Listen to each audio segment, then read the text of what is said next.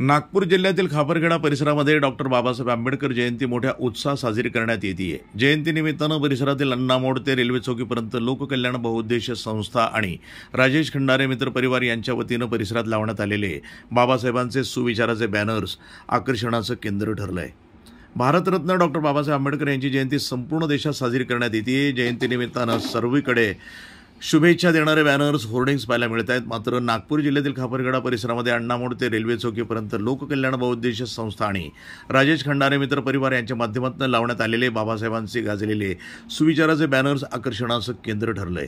जवळपास 40 बॅनर्स या रोडवर लावण्यात आले असून प्रत्येक बॅनरवर बाबासाहेबांचे फोटोसह त्यांच्यावर बाबासाहेबांचे गाजलेले सुविचार लिहिण्यात आले आहेत। प्रत्येक व्यक्ती मुलं आवर्जून बॅनरकडे पाहून सुविचार वाचताना दिसत आहेत।